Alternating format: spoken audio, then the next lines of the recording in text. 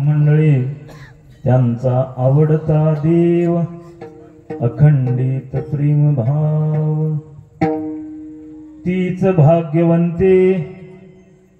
भाग्यवंते सरते पुरते धनवित्ते त्यांचा आवडता देव अखंडित प्रेम भाव तुका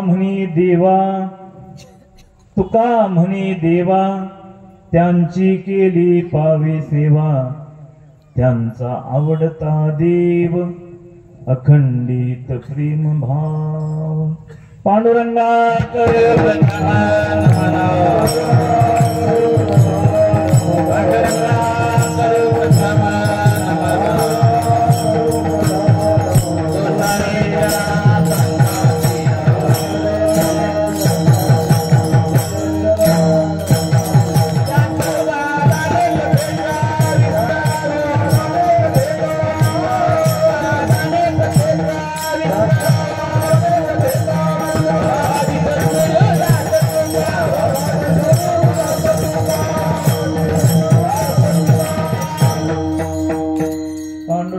प्रथम नमन दुसरे चरण संताची त्यांच्या कृपादानी कधीचा विस्तारो बाबाजी सद्गुरुदास दुकान जयांचे केल्या स्मरण होय सकळ विद्यांचे अधिकरण तेची वंदू श्री चरण श्री गुरूंचे ते नमस्कारून आता ज्ञान प्रताप विल सद्वचना मृत्यूंच अद्वैत भाव पटुता हित बुद्धी रहस्य ज्ञानेश्वरस्तु भगवान अवतीर्ण एवं श्रीरंगनाथं गुरुराज नमोस्तुभ्यं श्रीरंगनाथं गुरुराजवर्यं मोक्ष ज्ञानदानदानिकदक्षं प्रभावती क्षेत्र निवासिनंतं नमामि वेदांतविदं वरिष्ठं मस्तकहे पायावरी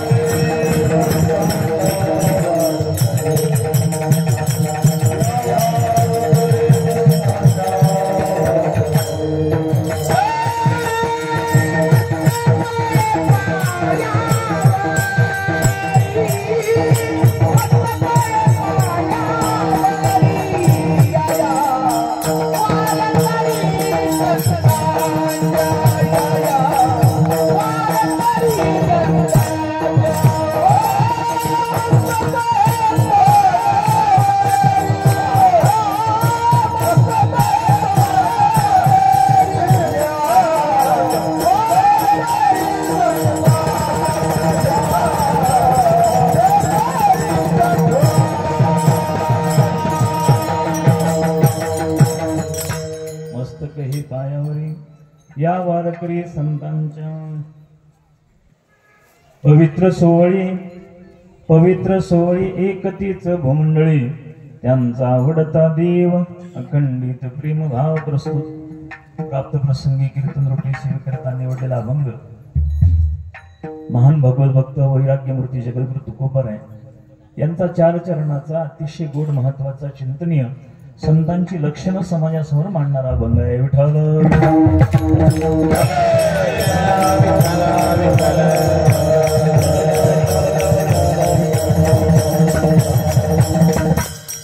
एका महात्म्याचे पुण्यस्मरण आहे आणि त्या महात्म्याचं पुण्यस्मरण असल्यामुळं त्या संबंधाने संतांची लक्षणं नवे नवे जगद्गुरु तुकोबराय जणू काही त्या महात्म्यांचंच वर्णन या अभंगामध्ये करतात अशा ह्या आशयाचा हा अभंग आहे.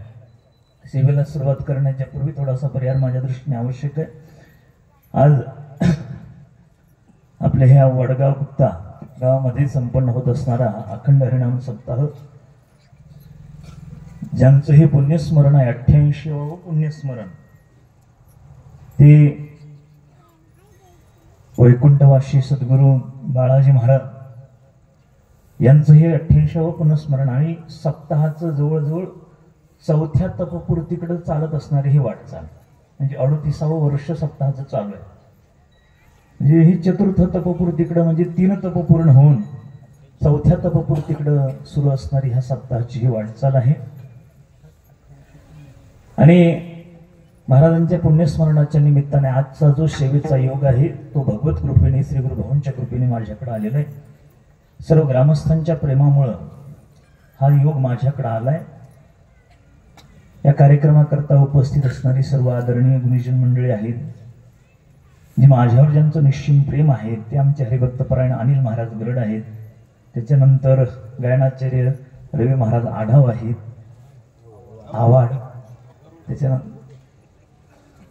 त्यानंतर आमचे हरिभक्तपरायण अभंग महाराज आहेत, तुषार महाराज आहेत, मृदंगाचार्य ज्यांची संस्था तिथे उपस्थित आहेत ते आमचे गुरुबंधू हरिभक्तपरायण एकनाथ महाराज पोळ, हरिभक्तपरायण धनंजय महाराज सशे आणि माझ्यावर जीवापाड प्रेम करणारं हे एक व्यक्तिमत्व, माझे मित्र, माझे सखा, श्रीहरी यात्रा कंपनीचे संचालक हरिभक्तपरायण दत्तात्रय महाराज वाघ ते या ठिकाणी उपस्थित आहेत आणि सर्व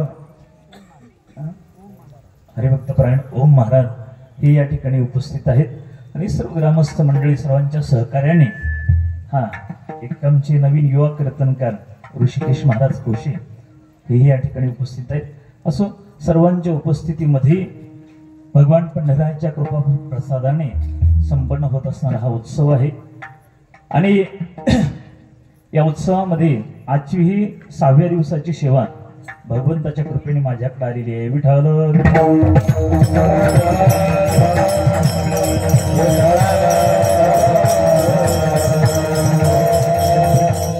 सेवेकरता निवडलेला अभंग आहे जगद्गुरु तुकाराम महाराजांचा. महाराज या अभंगामध्ये संतांची लक्षणं समाजासमोर मांडतात की संत कसे आहेत, पवित्र, सोहळी, एकतीच भूमंडळी, ते पवित्र आहेत, सोहळी आहेत. आणखी काय लक्षण सांगितलं, त्यांचा आवडता देव, अखंडित प्रेमभाव, ज्यांच्या चित्तामध्ये भगवान परमात्म्याविषयी अखंडित प्रेमभाव आहे. खऱ्या अर्थाने या जगतामध्ये तीच भाग्यवान आहे, तीच भाग्यवंती, सरते पुरती धनवित्ते. आणि असे जे महात्मे आहेत, जे पवित्र आहेत, सोवळे आहेत, ज्यांच्या चित्तामध्ये अखंड भगवान परमात्म्याविषयी प्रेमभाव आहे, जे भाग्यवंत आहेत, अशा महात्म्यांची सेवा जर आम्हाला आमच्या जीवनामध्ये घडली तर ती भगवंताला प्रिय होते. तुका म्हणे देवा, त्यांची केली पावे सेवा. विठाल विठाल.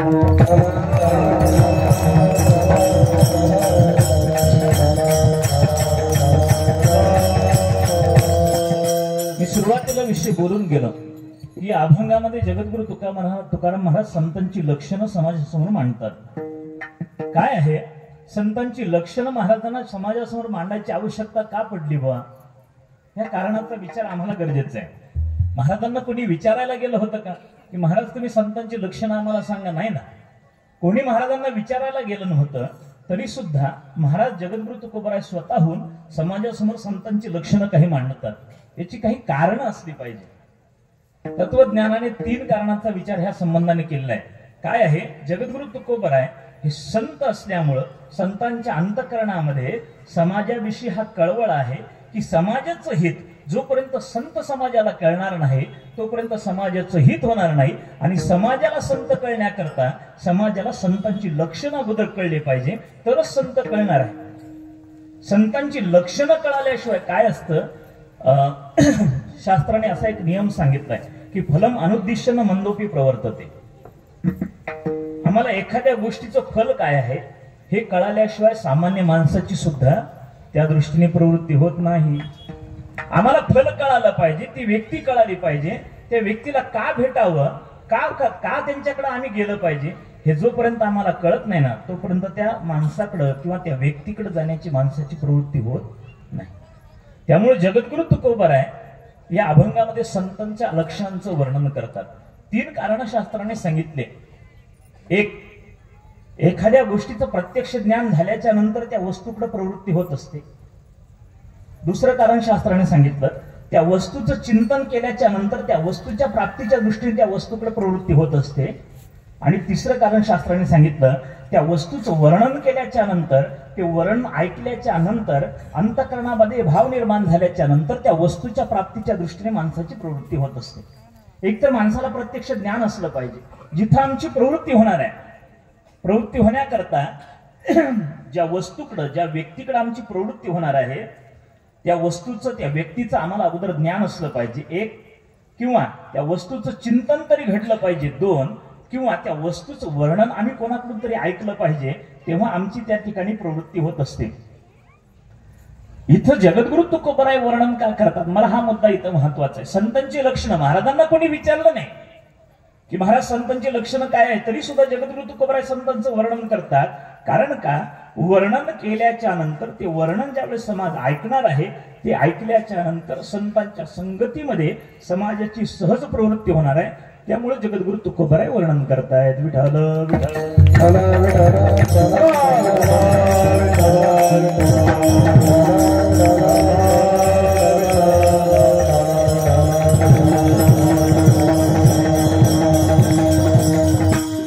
जोपर्यंत आम्ही संतांच्या संगतीमध्ये जात नाही ना तोपर्यंत आम्हाला इच्छित लाभ प्राप्त होत नाही. शास्त्राने दोन पद्धतीच्या लाभाचं चिंतन केलंय. एक व्यावहारिक लाभ आहे आणि दुसरा पारमार्थिक लाभ आहे. संतांच्या संगतीमध्ये गेल्याच्या नंतर माणसाला एक व्यावहारिक लाभ प्राप्त होत असतो आणि दुसरा पारमार्थिक लाभ प्राप्त होत असतो. मग व्यावहारिक लाभाचं चिंतन करत असताना शास्त्राने असं केलं की व्यावहारिक लाभ 6 प्रकारचा शास्त्राने संतांच्या संगतीमध्ये प्राप्त होतं. त्याचं एक श्लोक शास्त्राने सांगितला, जाड्यम दियो हरती सिंचती वाची सत्यम मानोन्नती दिशती पापम पाकरोती चेत प्रसादती दीक्षु तनोती कीर्तिम सत्संगती कथे किम न करोती पुंसा. शास्त्राने सांगितलं 6 प्रकारचा लाभ संतांच्या व्यावहारिक लाभाचं चिंतन संतांच्या संगतीमध्ये होणार केलं. कोणता लाभ आहे? पहिलं सांगितलं जाड्यम दियो हरती, माणसाच्या बुद्धीचा संतांच्या संगतीमध्ये गेल्याच्या नंतर काय घडतं? पहिला व्यावहारिक लाभ काय होतो? माणसाच्या बुद्धीची जी जडता आहे ती जडता निघून जाते. म्हटले महाराज असं कसं होईल? माणसाच्या बुद्धीची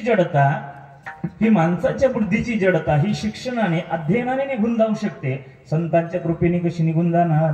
महाराज याच्याकरता 2 उदाहरण आहेत. एक सुरेश्वराचार्यांचं आहे आणि दुसरं आमच्या गावबाचं आहे.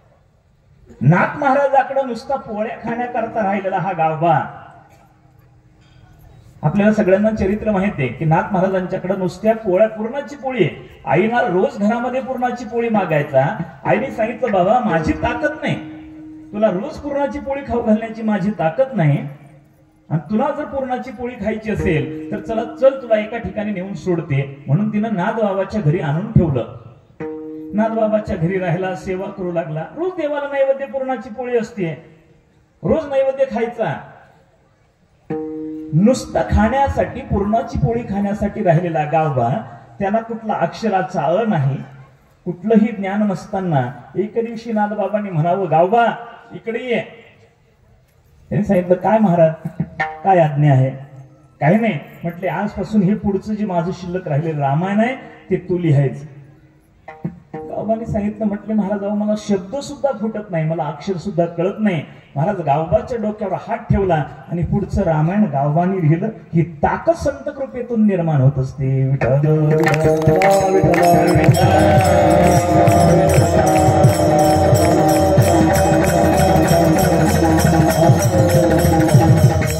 संतांच्या संगतीमध्ये गेल्याच्या नंतर पहिला व्यवहारिक लाभ शास्त्राने सांगितला, जाड्यम दिहोरती सिंचती वाची सत्यम.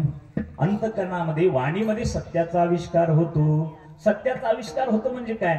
सत्य स्वरूप असणारा जो परमात्मा आहे, सत्य तू विठ्ठला, सत्य स्वरूप असणारा जो परमात्मा आहे त्या परमात्म्याचं नामस्मरण आपल्या मुखातून नित्य घडत राहतं. म्हणजे हे कुठं गेल्याच्या नंतर संतांच्या संगतीमध्ये. सिंचती वाची सत्यम हा दुसरा लाभ संतांच्या संगतीमध्ये.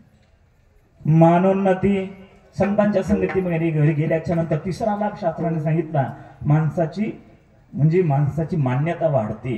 केवढा मोठा मान प्राप्त होतो. महाराज विसोबा खेचरांचं उदाहरण डोळ्यासमोर आणा. जो विसोबा खेचर ज्ञानोबारांना त्रास देण्याकरता आले, ते विसोबा खेचरांना ज्ञानोबारा त्रासाच्या का होईना त्रास देण्याच्या उद्देशाने जे ज्ञानोबारांच्या संगतीत आले, म्हणजे ज्ञान संतांच्या संगतीमध्ये अगदी चांगल्या पद्धतीनेच गेलं पाहिजे असं काही नाही. त्रास देण्याच्या उद्देशाने, चांगल्या उद्देशाने गेले नव्हते. त्रास देण्याच्या उद्देशाने जो विसोबा खेचर ज्ञानोबारांच्या संगतीमध्ये आले, त्या विसोबा खेचरांना नामदेवरायाचं गुरु करून ठेवलं. एवढा मोठा सन्मान ज्यांनी जगामध्ये प्राप्त करून दिला. संतांच्या संगतीमध्ये तिसरा व्यावहारिक लाभ शास्त्राने सांगितला, मानोन्यती दिशती पापमपा करोती. आणि चौथा फायदा संतांच्या संगतीमध्ये गेल्याच्या नंतर चौथं शास्त्राने वर्णन केले, पापमपा करोती. जे पाप आहे आपल्या अंतःकरणामध्ये असणारं कितीही कोणतंही पाप असलं तर ती पाप जाळण्याचं सामर्थ्य संतांच्या नामस्मरणामध्ये आहे. विठ्ठल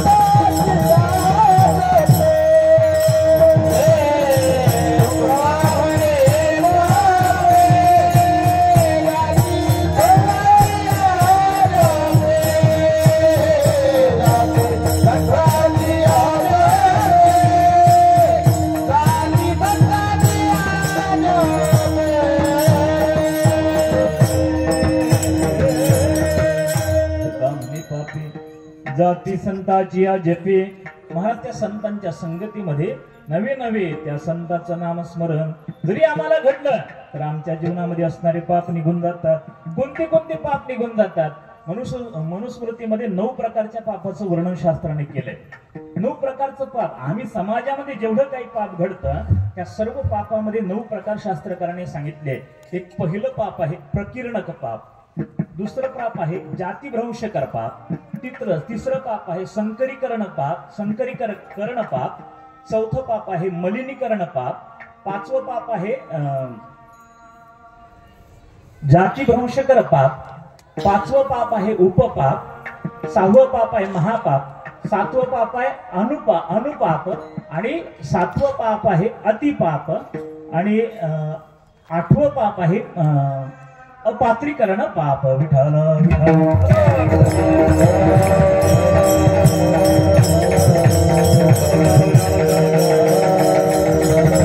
ह्या सर्व प्रकारची जी पाप आहेत ह्या सर्व प्रकारच्या पापाकरता शास्त्राने वेगवेगळ्या प्रकारचं दंडविधान प्रविधान केलेलं आहे. शास्त्राने प्रत्येक पापाला वेगळं. प्रकीर्णक पाप म्हणजे काय? सामान्य गोष्टी आहेत. आमच्या जीवनामध्ये घडणाऱ्या ज्या गोष्टी आहेत त्या सामान्य गोष्टी आहेत. त्या पापमूलक असतात. त्यांची प्रवृत्ती पापमय असते. नग्न होऊन स्नान करणं, नग्न होऊन भोजन करणं, आपल्या घरामध्ये आलेली जी वडीलधारी मंडळी आहेत त्यांना एकेरी बोलणं, किंवा पितृसमान जी मंडळी आहेत त्यांना एकेरी बोलणं, याच्यामुळे जे घडतं ना त्याला प्रकीर्णक पाप म्हणतात. जातीभ्रंशकर पाप कोणता आहे? जातीभ्रंशकर पाप म्हणजे हत्ती, घोडा, उंट, बोकड, मेंढी वगैरे ह्या सगळे जे प्राणी आहेत या प्राण्यांना मारणं याला जातीभ्रंशकर पाप असं म्हणतात. किंवा त्याच्यानंतर मलिनीकरण पाप. मलिनीकरण पाप म्हणजे काय आहे? दारू पिणं हे तर पाप आहेच आहे, पण त्या नुसता दारूचा वास घेणं सुद्धा शास्त्राने पाप सांगितलं. म्हणजे मलिनीकरण पाप त्याच्यापासून तयार होतं. अपात्रीकरण पाप आहे. शास्त्राने सांगितलं अपात्रीकरण पाप म्हणजे एखादा अपात्र माणूस असला त्याच्याबरोबर व्यवहार करणं, एखादा व्यापार करणं, त्यापासून जे निर्माण होतं ते अपात्रीकरण पाप आहे. संकरीकरण पाप आहे. ह्या सगळ्या प्राण्यांचं मांस खाणं हे संकरीकरण पाप आहे. उपपाप आहे. उपपापामध्ये 47 प्रकार शास्त्रकारांनी सांगितले. त्यामध्ये ब्रह्मचर्य धर्माचं पालन करत असताना परस्त्रीवर वाईट नजर ठेवणं हे उपपापामध्ये येतं. असे 47 प्रकार त्याच्यामध्ये सांगितले. त्याच्यानंतर महापाप आहे ब्रह्महत्या, सुरापानम, सेवन, गुरुंगणा महा. त्याच्यानंतर अनुपाप आहे. अनुपाप कोणता आहे? म्हणजे सूर्योदयाच्या पूर्वी न उठणं आणि सूर्यास्त झालेला असताना झोपून राहणं, सूर्यास्ताच्या टायमाला झोपलेलं असणं त्यातून जे निर्माण होतं किंवा दिवसा झोपणं यातून जे निर्माण होतं ते अनुपाप आहे. आणि तिसरं सगळ्यात महत्वाचं जे अतिपाप ज्याला म्हटलं जातं की ज्याच्याकरता खास शास्त्राने दंडविधान केलेलं लिंगच्छेदनादी दंडविधान केलेलं आहे. कोणतं पाप आहे? एक आपली माता असेल, आपली बहीण असेल, आपली मुलगी असेल, आपली सून असेल किंवा तत्सम वयाच्या ज्या स्त्रिया आहेत, म्हणजे आपली आई असेल, आपल्या आईच्या वयाची असणारी स्त्री किंवा आपली आई किंवा आपली आईच्या वयाची असणारी स्त्री, आपली बहीण किंवा आपल्या बहिणीच्या वयाची असणारी स्त्री, आपली मुलगी, आपल्या मुलीच्या वयाची असणारी स्त्री, आपली स्नुषा म्हणजे आपली सून, आपल्या सुनीच्या वयाची असणारी जी स्त्री आहे त्या स्त्रीच्या ठिकाणी असणारी जी कुबुद्धी निर्माण होणं हे अतिपातकामध्ये आहे की ज्याला कुठल्याही फक्त एक लिंगच्छेदनाने अशा दंडाचं त्याच्याकरता वर्णन केलंय. आणि एवढे मोठे जरी पाप असले तर शास्त्राने सांगितलं की हे पाप, हे सर्व जे पाप असले तर हे पाप जर कुठं जात असतील तर एका संतांच्या संगतीमध्ये जातात. विठ्ठल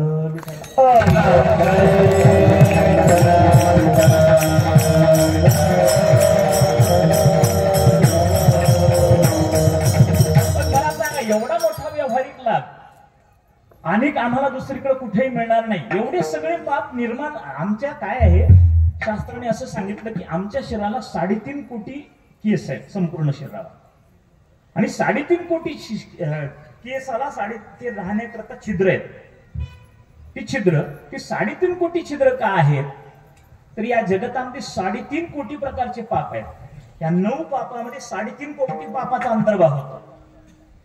या 9 पापामध्ये 3.5 कोटी पापाचा अंतर्भाव होतो. ती 3.5 कोटी पाप आपल्या मनुष्य शरीराच्या ठिकाणी या 3.5 कोटी छिद्रावर राहत असतात. ते 3.5 कोटी पाप निवृत्त होण्याकरता शास्त्राने 3.5 कोटी तीर्थाची निर्मिती या भारत भूमीवर केलेली आहे. 3.5 कोटी तीर्थ आहे. आता महाराजांना माहित आहे, त्यांची यात्रा कंपनी, त्यामुळे ती बरीचशी तीर्थ यांना माहिती आहे. 3.5 कोटी तीर्थ आहेत. त्या 3.5 कोटी तीर्थामध्ये 3.5 कोटी पापाची निवृत्ती होणार आहे. म्हटले महाराज मग 3.5 कोटी तीर्थ आम्हाला घडणार कसे? 3.5 कोटी तीर्थ घडणार नाही, पण ते 3.5 कोटी तीर्थ ज्यांच्या चरणाजवळ येतात ते म्हणजे संत महात्मे आहेत. म्हणून संतांची संगती महत्वाची आहे.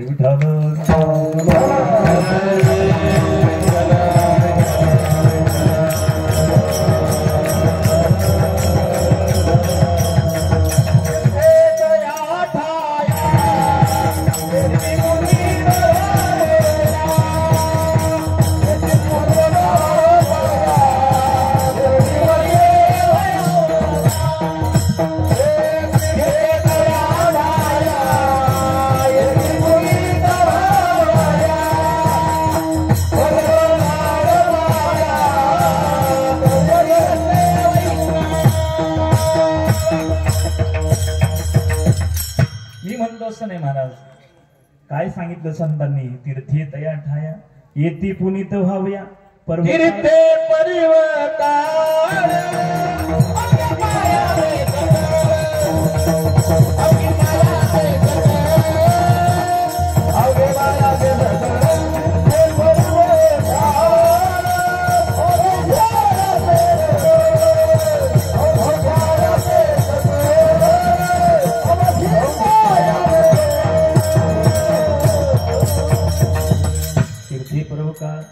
अवघी पाया पे सकळ. संतांची संगती का केली पाहिजे? संतांच्या संगतीमध्ये का गेलं पाहिजे? पाप मपा करोती. व्यावहारिक लाभ सांगितला. तिसरा, चौथा व्यावहारिक लाभ सांगितला. 5वा व्यावहारिक लाभ सांगितला. चित्त प्रसाद येती दीक्षु. माणसाचं चित्त प्रसन्न होतं. संतांच्या संगतीमध्ये गेल्याच्या नंतर व्यावहारिक लाभ आहे. चित्ताची प्रसन्नता प्राप्त होती. चित्तसेहि प्रसादेन हंती कर्म शुभाशुभम प्रसन्नात्मात्मनि स्थित्वा सुखमक्षयमश्नुते. शास्त्रकार सांगतात की बाबा जीवनामध्ये इच्छित असणारं जे सुख आहे ते सुख आम्हाला चित्ताच्या प्रसन्नतेने प्राप्त होत असतं. मन करारी प्रसन्न सकळ सर्व सिद्धीचे साधन. आणि जो हे मन प्रसन्न झालं, हे चित्त शुद्ध झालं की मग महाराज भगवंताला सांगावं लागत नाही. येऊनी गोपाळ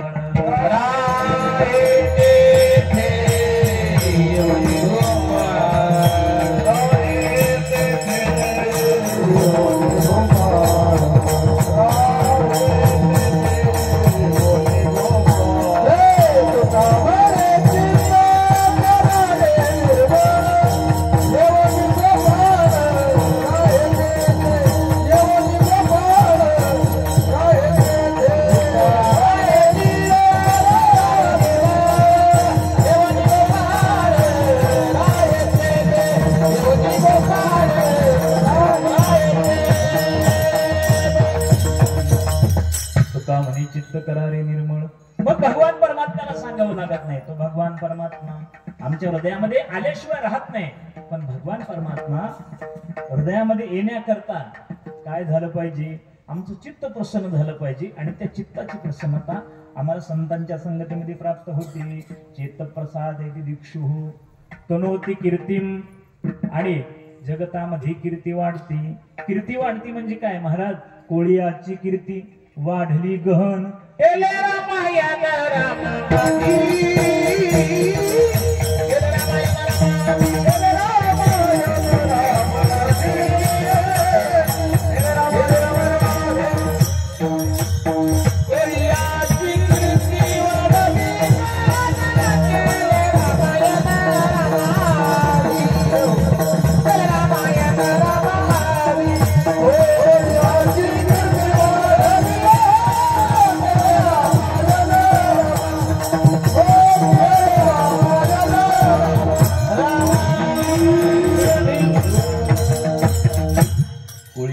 कीर्ती कोळी समाजामध्ये जन्माला आलेली आहे. वाल्या कोळी तो संतांच्या संगतीमध्ये गेला म्हणजे नारदाची संगती घडली. आणि मग काय झालं, त्या संगतीचा परिणाम सांगितला की ते संगतीमध्ये गेल्याच्या नंतर काय घडलं. कोळियाची कीर्ती वाढली गहन. आणि नुसती गहन नाही बाबा, तर केली रामायण रामादी. अरे रामाला जन्माला येण्याच्या पूर्वी रामायण लिहिण्याचं सामर्थ्य ज्याच्यामध्ये प्राप्त झालं, हा व्यवहारिक लाभ. नवे नवी एवढी मोठी कीर्ती त्रिलोकामध्ये ज्या वाल्मिक ऋषींची कीर्ती वाढली. मला सांगायचं काय होतं की व्यवहारिक लाभाचं आपण चिंतन करतोय. संतांच्या संगतीमध्ये हा 6 प्रकारचा व्यवहारिक लाभ होत असतो. कोणता कोणता सुरुवातीला लाभ बघितला आपण, जाड्यम दिवहरती, बुद्धीचा मंदपणा निघून जातो. बुद्धीचा मंदपणा आणि जाड्यम दिवहरती सिंचती वाची सत्यम, वाणीमध्ये सत्याचा आविष्कार होतो. मानोन्नती, जगतामध्ये मान वाढतो. पाप मपा करोती, पाप निघून जातं, चौथा लाभ. त्याच्यानंतर तनोती कीर्तिम, कीर्ती जगतामध्ये वाढते. आणि प्रसाद ती दीक्षु, चित्त प्रसन्न होतं. हा 6 प्रकारचा लाभ माणसाला जर कुठं प्राप्त होत असेल तर संतांच्या संगतीमध्ये प्राप्त होत असतो. म्हणून संतांच्या संगतीमध्ये माणसाने गेलं पाहिजे. म्हणून तुकोबाराय संतांचं उगं वर्णन करत नाही. संत तुकोबारायला कोणी विचारलं नाही की बाबा तुम्ही संतांचं लक्षणांचं वर्णन करा, तरी सुद्धा तुकोबाराय वर्णनामध्ये प्रवृत्त होतात. त्याचं कारण हे आहे की समाजाला हा लाभ प्राप्त झाला पाहिजे आणि हा लाभ संतांच्या संगतीमध्ये प्राप्त होणार आहे. म्हणून तुकोबाराय संतांचं वर्णन करतात. विठ्ठल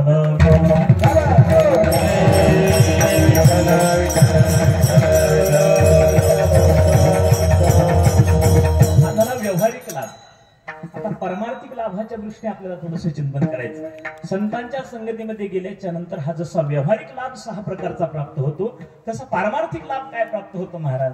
संतांच्या संगतीमध्ये एकच पारमार्थिक लाभ प्राप्त होतो, तो सर्वात महत्वाचा आणि सगळ्यांना आवश्यक असणारा. तो म्हणजे कोणता, तर आम्हाला असणारा आमच्या स्वस्वरूपाचं जे अज्ञान आहे ना, जे संसाराला कारण असणारा जे अज्ञान आहे, ते अज्ञान निघून जातं. हा संतांच्या चरणामध्ये किंवा दर्शनामध्ये प्राप्त होणारा पारमार्थिक लाभ आहे. काय आहे ते आमचे गुरुरे भाऊ सांगायचे. मनुष्य संसारामध्ये संसारात अज्ञानामुळे पडतो, अदृष्टाने संसारात सुख दुःख भोगतो आणि सद्गुरूच्या साह्याने संसारातून निवृत्त होत असतो. सद्गुरूच्या साह्याने संसारातून निवृत्त होत असतो. मग गुरुवरे भाऊ सांगायचे, संसार कोणाला कळतं का? संसार कोणाला? संसार संसारिकाला का गुंतलेल्याला? गुंतलेल्याला. संसार कोणाला? गुंतलेला. मग संसार करू नये का संसारात गुंतू नये? गुंतू नये. संसार करण्यामध्ये त्रास नाही, दुःख नाही. दुःख कुठं आहे? संसारामध्ये गुंतल्याच्या नंतर आहे. गुंतलो या संसारे कैसा झालोसे अंध.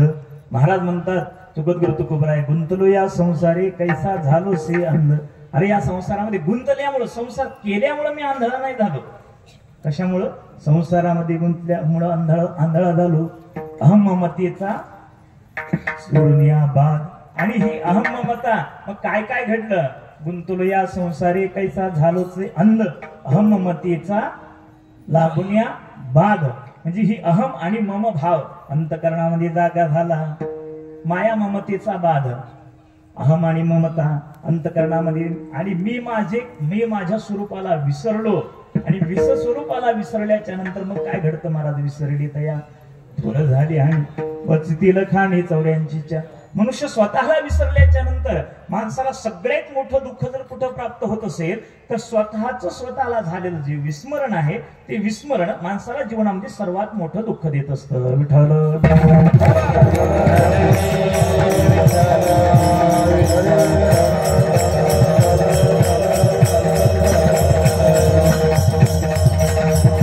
माणसाच्या जीवनामध्ये समाधान जर पाहिजे असेल तर आमचे गुरुजी भाऊ सांगायचे, सुखाकरता समाधानाची गरज आहे, समाधानाकरता शांतीची गरज आहे, शांतीकरता ज्ञानाची गरज आहे, ज्ञानाकरता परमार्थाची गरज आहे आणि परमार्थाकरता संत भेटीची गरज आहे.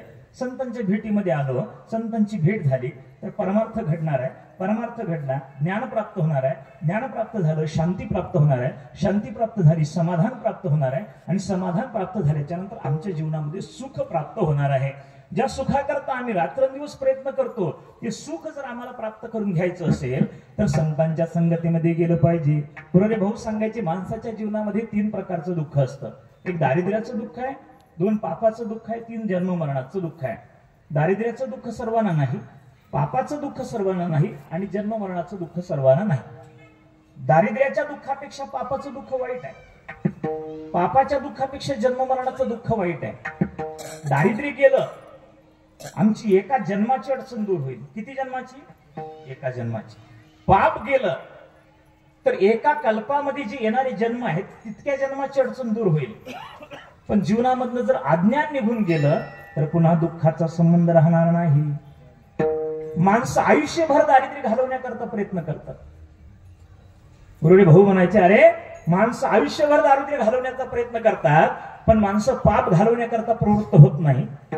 काही माणसं पाप घालवण्याकरता प्रयत्न करतात पण अज्ञान घालवण्याकरता प्रयत्न करत नाही. भाऊ म्हणायचे, अरे दारिद्र्य नाही गेलं तरी चालेल, माणसाच्या जीवनामधलं पाप गेलं पाहिजे. एक वेळेस पाप राहिलं तर चालेल पण माणसाच्या जीवनामधलं अज्ञान गेलं पाहिजे. ते अज्ञान जोपर्यंत जाणार नाही ना तोपर्यंत आमच्या जीवनामध्ये परिपूर्ण सुखरूप अवस्था प्राप्त होणार नाही आणि ते अज्ञान जाण्याकरता संतांची संगती आहे.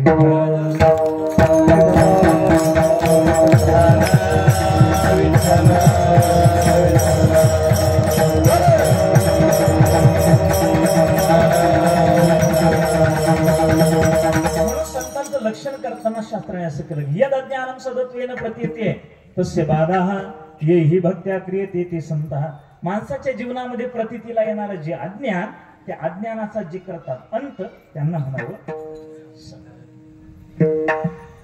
आणि ते अज्ञान गेल्याशिवाय आमच्या जीवनामधलं दुःख निवृत्त होणारच नाही. आम्ही कितीतरी प्रयत्न केले, कोणत्याही मार्गाने दुःखाकरता प्रयत्न केले, आमची दुःखाची लयरूप निवृत्ती होईल पण आत्यंतिक निवृत्ती होणार. शास्त्राने वेदांत तत्वज्ञानाने 2 प्रकारची निवृत्ती सांगितली, एक लयरूप निवृत्ती आणि दुसरी आत्यंतिक निवृत्ती. लयरूप निवृत्ती म्हणजे कार्याचा कारणामध्ये समावेश होऊन जाणं. कार्यस्य कारणे लयः समावेशः लयः. म्हणजे एखादी समजा वृक्ष आहे, तो वृक्ष जर भूमीतून बाहेर आला, बाहेर आल्याच्या नंतर तो वृक्ष आम्ही बुडातून संपवला, बुडातून त्याला काढून टाकलं म्हणजे त्याचं मूळ शिल्लक राहिलं, म्हणजे त्याला म्हणायचं लयरूप निवृत्ती. त्याला काय म्हणायची? लयरूप निवृत्ती. म्हणजे ज्याचं मूळ शिल्लक आहे पण ज्याचं वरचं कार्य निघून गेलंय त्याला लयरूप निवृत्ती आहे. व्यवहारामधल्या संपत्ती असेल, सत्ता असेल, ऐश्वर्य असेल, या सगळ्याने आम्हाला लयरूप निवृत्ती प्राप्त होईल पण आत्यंतिक निवृत्ती प्राप्त होणार नाही. आत्यंतिक निवृत्ती आम्हाला जीवनामध्ये आत्यंतिक म्हणजे कारणासहित कार्याची निवृत्ती, आत्यंतिक निवृत्ती मुळासहित झाड उपटून टाकलं ती ज्यावेळेस पुन्हा उत्पन्न होणार नाही तसं अज्ञानासहित असणारा जो जन्म मरण रूपी प्रपंच आहे तो ज्या दिवशी निघून जाणार आहे ना त्या दिवशी आमच्या जीवनामध्ये सुखरूपता प्राप्त होणार आहे. विठ्ठल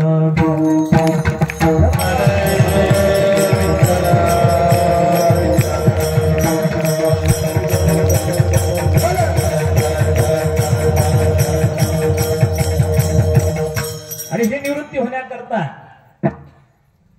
ती सुख दुःख जाण्याकरता आमचं ज्ञान गेलं पाहिजे. या विचारसागरामध्ये नेहमी मी प्रक्रिया सांगत असतो. ती विचारसागर करते निश्चलदासजींनी गोड प्रक्रिया सांगितली की सुख दुःखाला कारण शरीर आहे म्हटले, शरीराला कारण पाप पुण्य, पाप पुण्याला कारण रागद्वेष, रागद्वेषाला कारण अनुकूल प्रतिकूल ज्ञान आहे, अनुकूल प्रतिकूल ज्ञानाला कारण भेद ज्ञान आहे आणि भेद ज्ञानाला कारण आत्मस्वरूपाचं ज्ञान आहे. म्हणजे सुख दुःख कोणामुळे उत्पन्न झाले? शरीरामुळे. शरीर कशामुळे निर्माण झालं? पाप पुण्यामुळे. म्हणजे पाप आणि पुण्य कशामुळे तयार झालं? राग आणि द्वेषामुळे तयार झालं. राग द्वेष कोणामुळे तयार झाले? अनुकूल आणि प्रतिकूल ज्ञानामुळे राग द्वेष तयार झाले. मग राग द्वेष कोणामुळे, अनुकूल प्रतिकूल ज्ञान कोणामुळे तयार झालं? आणि अंतःकरणामध्ये भेद आला म्हणून राग द्वेष अनुकूल प्रतिकूल भावना तयार झाल्या. मग हा भेद कुठून आला? अज्ञान असल्यामुळे भेद आला. आणि हा अज्ञान ज्या दिवशी जाणार आहे त्या दिवशी भेद निघून जाईल, अनुकूल प्रतिकूल भाव निघून जातील. अनुकूल प्रतिकूल भाव गेल्याच्या नंतर रागदेश निघून जाणार आहे. रागदेश निघून गेले की पाप पुण्य निघून जाणार आहे. पाप पुण्य गेलं की शरीराचं येणं जाणं संपणार आहे. आणि शरीराचं येणं जाणं संपलं की आमच्या जीवनामध्ये असणारं दुःख निघून जाणार आहे. म्हणजे दुःखाला कारण मूळ आहे अज्ञान. आणि ती अज्ञान कुठं जात असेल तर संतांच्या संगतीमध्ये. विठ्ठल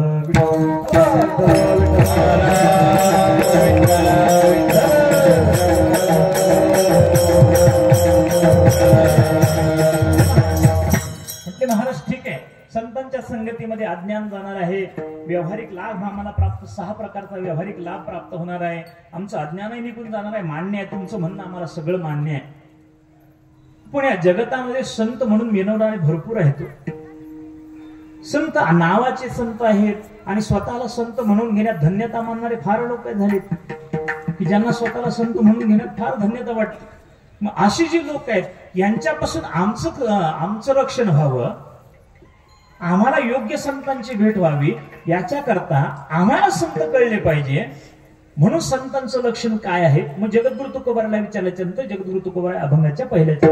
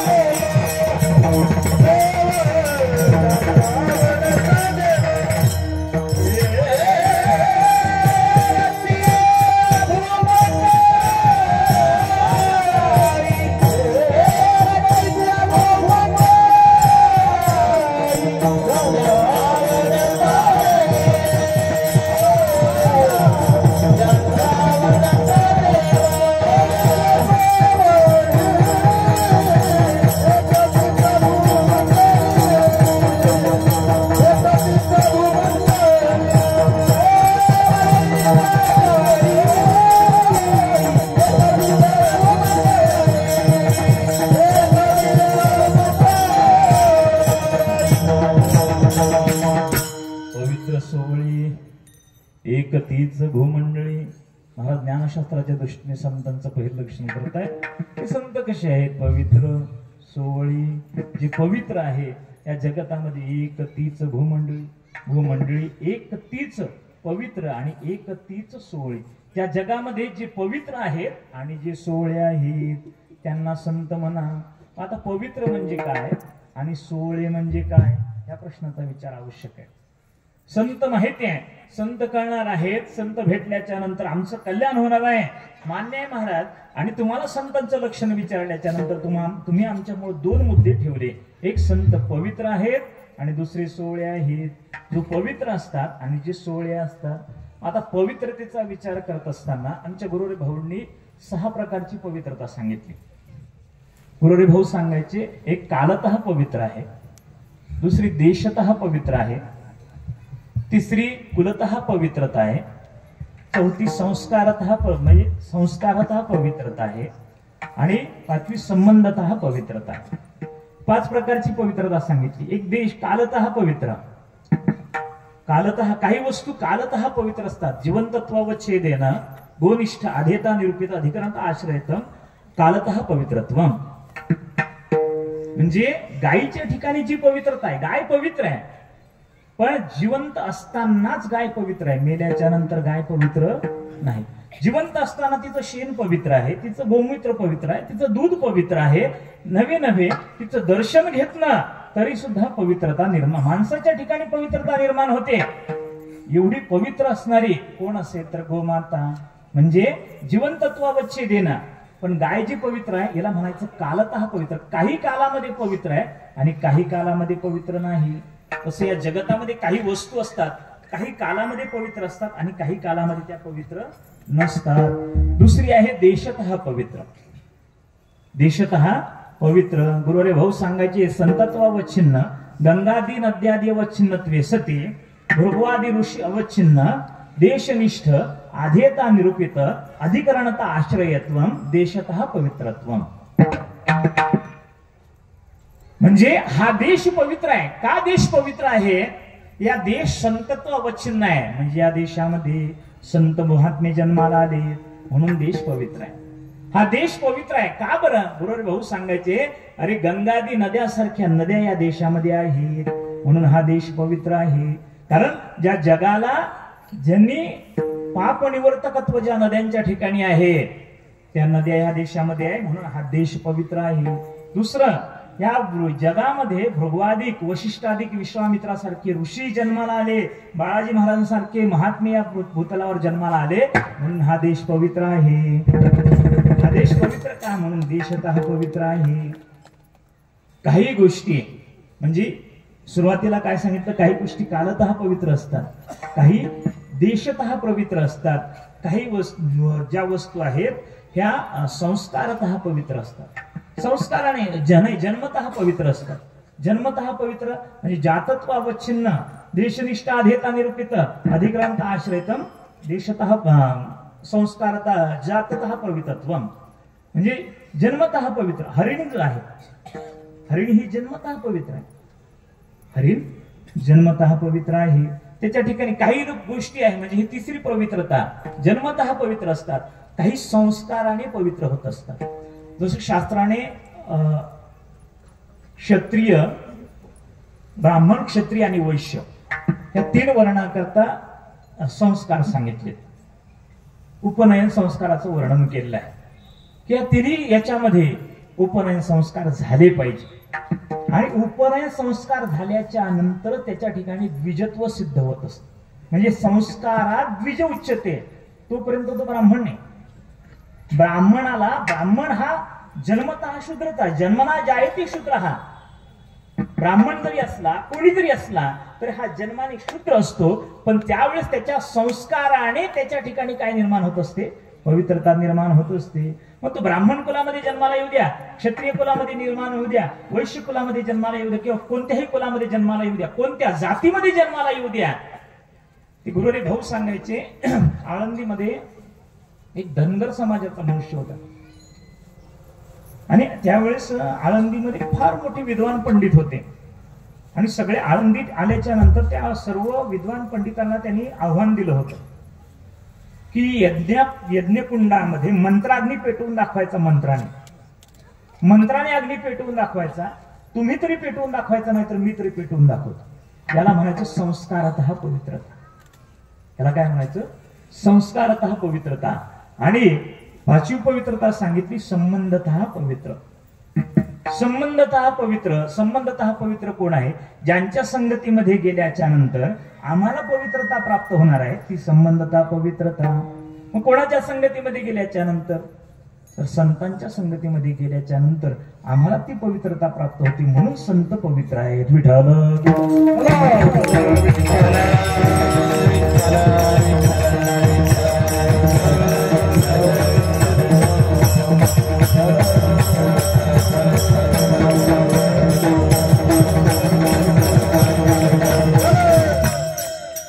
संत पवित्र आहे. पवित्र शब्दाचा अर्थ करत असताना शास्त्राने असं केलं पवी अधिक्र. गुरुदेव भाऊ सांगायचे पवी म्हणजे वज्र आणि तत्रायते वज्रासारखं कठीण. वज्र म्हणजे काय आहे?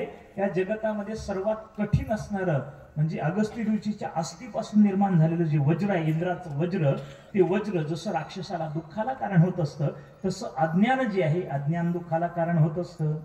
आणि अज्ञान त्या वज्रासारखं कठीण असणारं जे अज्ञान वज्राचा भेद करणं जसं कोणत्याही शस्त्राला शक्य नाही, तसं अज्ञानाचा छेद करणं सहजासहजी शक्य नाही.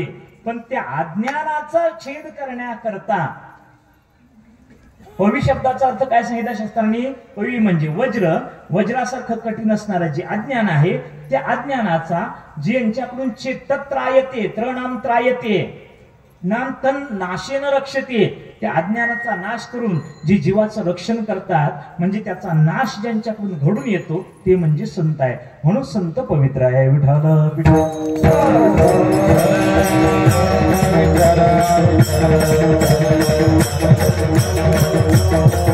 आणि दुसरं लक्षण संतांनी जगद्गुरु तुकोबाराने सांगितलं, सोळी. 16 म्हणजे 16 शब्दाचा अर्थ काय होतो? पुरोडे भाऊ सांगायचे 16 दोन पद्धतीने अर्थ सांगायचे. एक अनसूट 16 आणि दुसरं पनसूट 16. गुरुजी सांगायचे म्हणे एक अनसूट आणि दुसरं पनसूट. अनसूट म्हणजे काय, पनसूट म्हणजे काय, ते गुरुजी गमतीने म्हणायचे म्हणे, अरे ब्राह्मणालाच अनसूट पनसूट कळणार तर मग आम्हाला काय कळायचं म्हणे. म्हणजे जी वस्तू ज्या कारणाकरता आणली त्या कारणाकरताच वापरणं त्याला म्हणायचं अनसूट, आणि जी वस्तू त्या कारणाकरता आणून त्या कारणाकरता न वापरता इतर कारणाकरता वापरून मग त्या कारणाकरता वापरली त्याला म्हणायचं पनसूट. लक्षात आलं का बघा? नसलं तर आणखी सोपं करून सांग.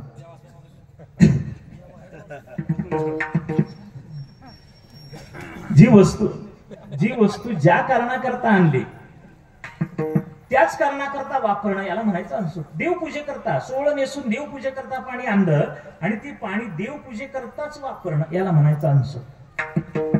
पण देवपूजेकरता आणलेलं पाणी तहान लागली म्हणून तांब्याभर पाणी प्यायचं आणि मग ती देवपूजेला वापरायचं याला म्हणायचं पनसूट.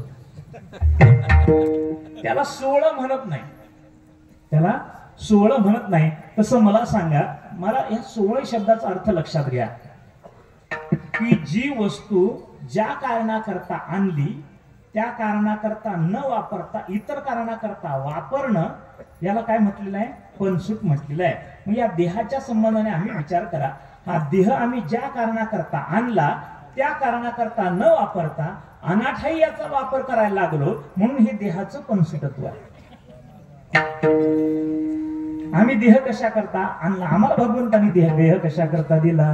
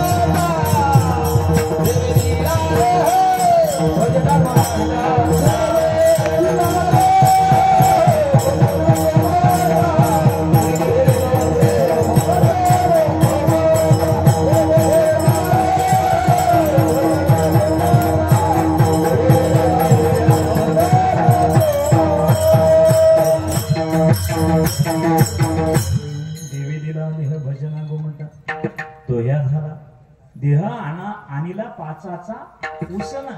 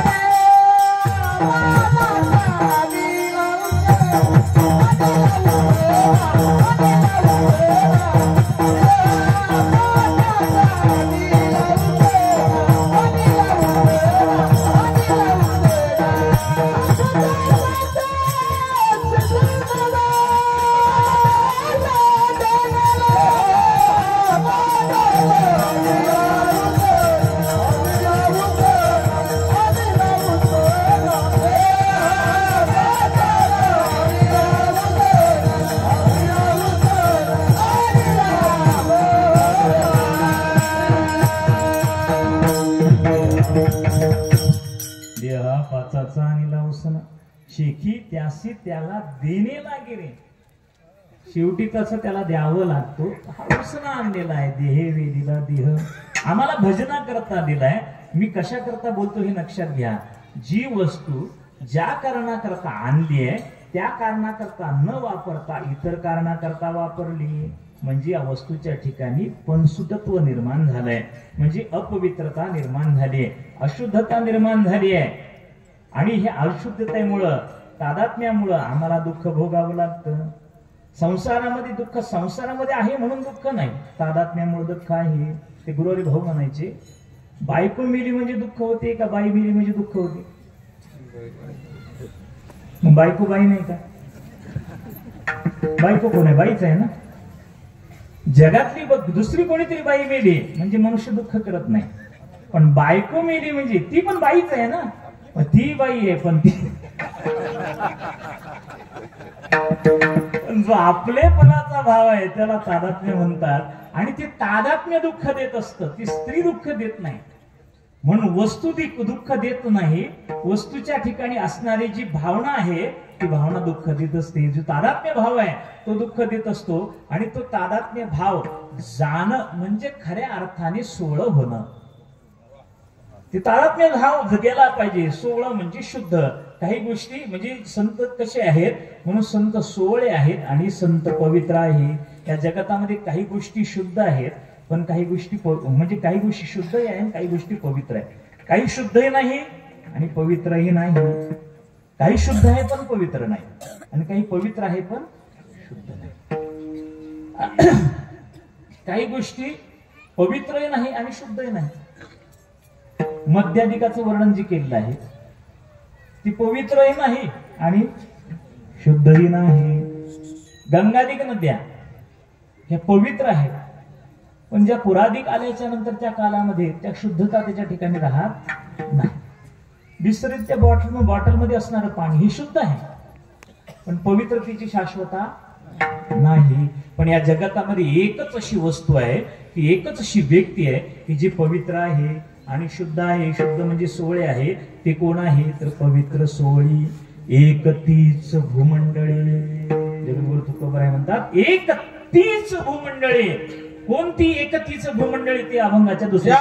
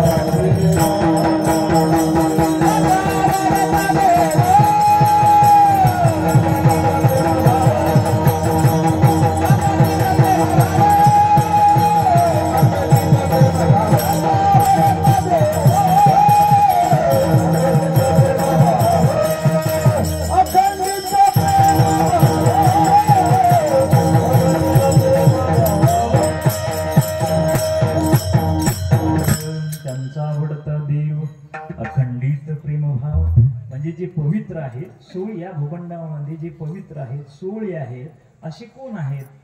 महाराजांनी सांगितलं ज्यांचा आवडता देव अखंडित, ज्यांचा फक्त देवच ज्यांना आवडतो आणि ज्यांच्या अंतकरणामध्ये अखंडित भगवान परमात्म्याविषयी प्रेमभाव आहे, ज्यांना अखंडित प्रेमभाव आहे आणि ज्यांना परमात्माच आवडतो तेच पवित्र आहे आणि ते सोळे आहे ज्यांचा आवडता देव.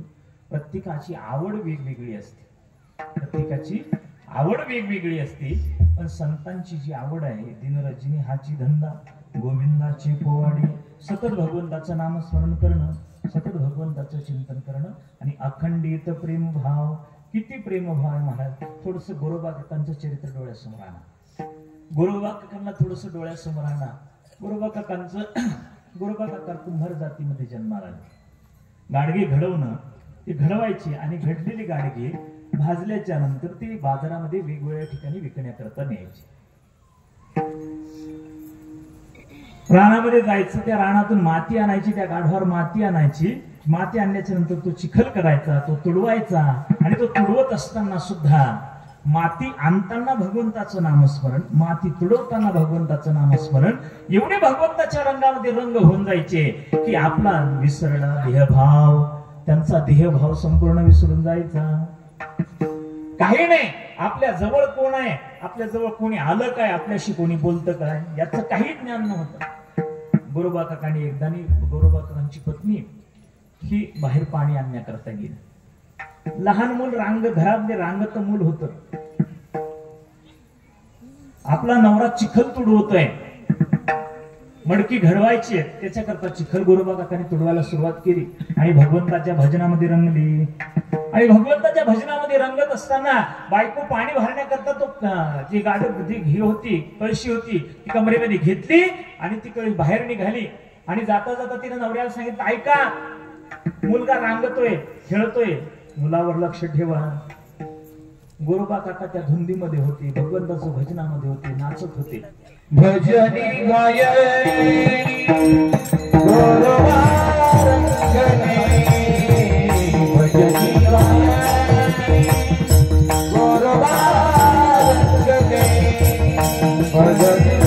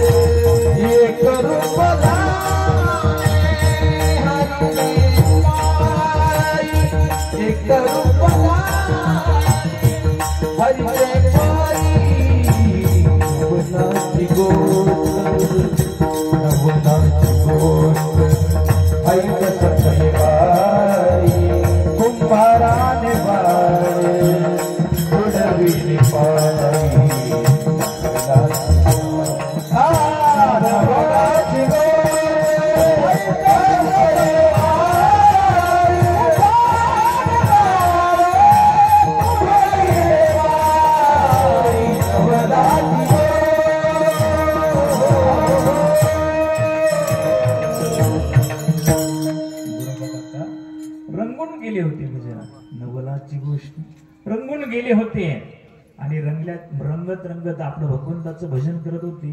तो बाळ तेव्हा त्याने आपल्या बापाला ते नाचताना बघितलं. त्या लहान लेकराला काय करणार आहे महाराज, ते रांगत लेकरू बापाकडे बघितलं आणि बापाच्या दिशेने चालू लागलं. बापाकडे बघावं, हसावं आणि पुढे निघावं. असं ते रांगत तो मुलगा जवळ चिखलाच्या जवळ आला. चिखलाच्या जवळ गोरोबा काका आनंदाच्या भरात नाचत होते. पायाखालचा चिखल तुडवल्या जात होता आणि तो चिखल त्या बाळाच्या अंगावर उडू लागला. त्या बाळाला त्याचं काही ज्ञान नाही. आपला बाप नाचतो हे बघितल्याच्या नंतर ते बाळ आणखी थोडं पुढे सरकायला लागलं आणि पुढे सरकता ते चिखलामध्ये प्रवेश केला. महाराज, ते बाळ चिखलामध्ये प्रवेश केला आणि बापाचे त्याला पाय दिसू लागले आणि आपल्या बापाच्या पायाला जाऊन घट्ट मिठी मारावी म्हणून ते बाळ पुढे चाललंय. आणि पुढे जाता पायाला मिठी मारणार तितक्यात गोरोबाकाने नाचण्याकरता उचललेला जो पाय होता तो त्याच्या मुंडक्यावर पडला, त्याच्या मानेवर पडला आणि महाराज ते बाळ एका क्षणामध्ये त्या मातीमध्ये चिरडल्या गेलं. छोटासा जीव, महाराज, जीव जायला वेळ कितीसा लागणार. गोरोबा काका भजनाच्या छंदामध्ये होती, गोरोबा काका नाचत होती आणि नाचता नाचता महाराज पूर्ण तो चिखल लाल झाला, पूर्ण बाळाची त्या मातीचा देह मातीमध्ये मिसळला, चिखल झालेला, लाल चिखल झालेला. बायको पाणी घेऊन बाहेर आली, ती घागर घेऊन. महाराज तिने ते दृश्य समोरून बघितलं आणि समोरची घागर जी होती ती जोरामध्ये फेकली, जोरामध्ये ती घागर फेकली. फेकल्याच्या नंतर मोठ्याने किंचाळी ठोकली. अहो धनी काय केलं हे? गोरोबा काका तरी जागेवर नाही, जवळ आली, नवऱ्याला धरलं, हलवलं आणि ओरडा लागली, धनी अहो काय केलं हे? गोरोबा काका जागी झाले, रागवले, माझ्या भजनामध्ये विक्षेप करते. त्यांनी सांगितलं अहो भजन म्हणू द्या, हे काय केलंय तुम्ही? गोरोबा काकांनी काय केलंय? माती तुडवतोय. माती नाही, माझं बाळ तुडवलंय. महाराज ते बाळ तुडवल्याच्या नंतर गोरोबा काकांनी अरे अरे माझं लक्ष नाही, माझं लक्ष नाही, मी काही बघितलं नाही, माझ्या भगवंताच्या भजनामध्ये मी दंगलेलो होतो, दंग झालेलो होतो, मी काही बघितलं नाही. बायको महाराज आदो जिचं बाळ गेलंय, एकुलता एक मुलगा जिचा मातीमध्ये तुडवला गेलाय, महाराज ती आत्मा तत्व एवढं बोलू लागली. गोरोबा काकाला बोलता बोलता भगवंताला बोलू लागली. महाराज जोपर्यंत गोरोबा काकाला बोलत होती तोपर्यंत गोरोबा काकाने सहन केलं, पण ज्यावेळेस भगवंताला बोलायला लागले गोरोबा काकाने तिथली एक लाकडाची धपली काढली आणि मारण्याकरता धावले. अजिबात माझ्या भगवंताला बोलायचं नाही, माझ्या भगवंताचा याच्यात काही दोष नाही म्हणून धपली मारणार. तेवढ्याच बायकोने सांगितलं तुम्हाला जर माझ्या अंगाला हात लावाल तर तुम्हाला पांडुरंगाची आण आहे. महाराज धपली खाली पडली, धपली खाली पडली. गोरोबा काका या बाजूला निघून गेले. असे बरेच दिवस झाले, पण बरेच दिवस झाले तर गोरोबा काका सतत भजनामध्ये राहू लागले, पण त्यांनी कधी आपल्या बायकोला स्पर्श केला नाही, कधी बायकोशी बोलायला तयार नाही. महाराज बराच काळ निघून गेला. हे किती दिवस चालणार? मुलगा तर गेला, पण मुलाबरोबर माझा पतीही गेल्यासारखं झालं. तिनं बापाला निरोप पाठवला, बापाला बोलवलं, आपली व्यथा बापाच्या समोर मांडली. बापाने जावायला समजून सांगण्याचा प्रयत्न केला. म्हटले अहो झालं ते होऊ द्या, जे झालं ते होईल, पुढे पुन्हा संतती होईल. गोरोबा काकांनी हात जोडले, म्हणले नाही, माझ्या पांडुरंगाची शपथ घातलेली आहे आणि माझ्या पांडुरंगाची शपथ मी मोडणार नाही. आता एक मुलगा होता तोही गेला, आता ह्या पत्नीचा स्वीकार करण्याकरता गोरोबा काका तयार नाही. सासऱ्याने सांगितलं हो वंश बुडेल, त्यांनी सांगितलं वंश बुडाला तरी चालेल, पण तसं जमणार. शेवटी पत्नीला माहित होतं की ही कशी एक बाणी आहे, वैराग्य मूर्ती आहे. शेवटी त्यांच्या पत्नीने आपल्या बापाला सांगितलं एक काम करा, आता ते माझ्या बरोबर संसार करणार नाही, पण एक काम करा, माझ्या बहिणीचं लग्न यांच्या बरोबर लावून द्या. कमीत कमी त्यांच्यापासून जरी संतती निर्माण झाली तर ते आम्ही आमचा मुलगा म्हणून त्याचा सांभाळ करू आणि हा प्रपंच पुढे वाढेल. महाराज लग्न करायचं ठरवलं. गोरोबा काका उभे राहिले, बायकोने सांगितलं, सगळ्यांनी आग्रह केला. गोरोबा काका लग्नाला उभे राहिले. लग्न झालं आणि लग्न झाल्याच्या नंतर सासरी बुवांनी हात जोडले आणि सांगितलं जावई बापू जसा पहिल्या मुलीचा सांभाळ केला ना तसाच माझ्या दुसऱ्याही मुलीचा सांभाळ करा. गोरोबा काका म्हणले भगवंताची इच्छा, संसारातून आताच मोकळं केलं म्हणजे पहिल्या मुलीची इच्छा जसं सांभाळत. 2 दिवस झाले, 4 दिवस झाले, मग गोरोबा काका तिच्याशी बोलायला तयार नाही. कशाला नाही? बायकोने सांगितलं माझ्याशी बोलत नाही, ठीक आहे तिच्याशी तरी बोला की. तिच्याशी बोलायला काय झालं? काकांनी गोरोबा काकांनी सांगितलं मी माझ्या भगवंताची शपथ मोडणार नाही, कारण तुझ्या पित्याने मला भगवंताची शपथ घातली आहे की माझ्या या दोन्ही मुलीला समान वागवा. तुम्हाला पांडुरंगाची शपथ आहे आणि तुझ्या बापाने मला पांडुरंगाची शपथ घातलेली आहे, जसं तुला वागणूक आहे तशीच तुझ्या बहिणीला सुद्धा वागणूक मिळणार. डोक्यावर हात मारून घेतला, अरे देवा काय करण्याकरता गेले आणि काय घडलं? तिला वाटलं जाऊ द्या, यांचं वैराग्य संपवून म्हणल्या, यांच्या भगवंताची शपथ तरी मोडू. मग ज्या वेळेस त्या गोरोबा काका झोपलेले असताना त्या दोघी स्त्रिया गोरोबा काकांच्या जवळ झोपल्या आणि जवळ झोपल्याच्या नंतर रात्री झोपेमध्ये गोरोबा काकांचे हात त्यांनी घेतले आणि आपल्या हृदयावर ठेवले. महाराज ज्यावेळेस गोरोबा काका उठले, जाग आली, जाग आल्याच्या नंतर बघितलं आपले हात आपल्या स्त्रीच्या अंगावर आहे, आपल्या पत्नीच्या अंगावर आहे. माझ्या हाताने माझ्या पांडुरंगाची शपथ मोडली. महाराज गोरोबा काकाने ती कोयता घेतला आणि त्या कोयत्यावर दोन्ही हात आपटले आणि ते हात तोडून टाकले. त्याला म्हणायचं अखंडित प्रेमभाव की माझ्या भगवंताची शपथ माझ्या हाताने मोडली आणि म्हणून ते दोन्ही हात तोडले. आणि तोडल्याच्या नंतर महाराज ज्यावेळेस भजनामध्ये सगळे नामदेवरायांचे कीर्तन चालू आहे, सगळे भजनामध्ये दंग झाले. गोरोबा काकाला वाटलं की नामदेवराय म्हणतात टाळी वाजवावं, पण टाळी वाजवण्याकरता हात उभे करावे तर हात गेलेले आहे, हात नाही. आणि मग हात नाही म्हटल्याच्या नंतर भगवंतांनी कृपा केली. महाराज गोरोबा काकांना हात दिले आणि तो मुलगाही जिवंत करून दिला. हा भाग पुढचा चरित्र. पण मला सांगायचं काय होतं की अरे बाबा इतका भगवंताविषयी प्रेमभाव आहे की साधी हाताने जर भगवंताची आण मोडली, शपथ मोडली, तर त्या हाताला सुद्धा ठेवायचं नाही. महाराज आम्ही सगळ्या सर्वांगानेच भगवंताचं सगळंच मोडलेलं आहे, आमचं काहीच ठेवण्याच्या लायकीच नाही. आमच्या अंतःकरणामध्ये तो प्रेमभाव राहिलेला नाही.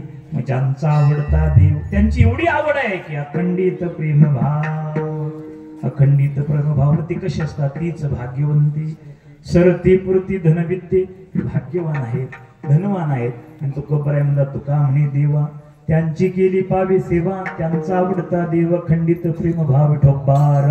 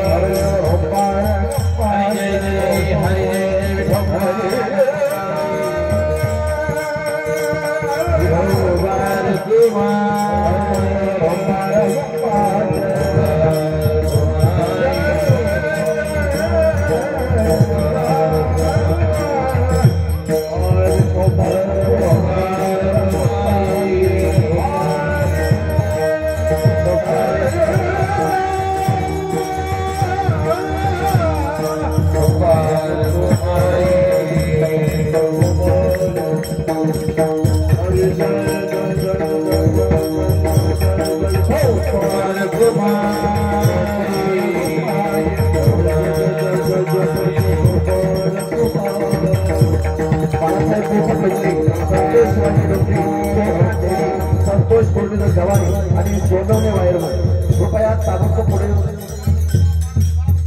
चला. अच्छा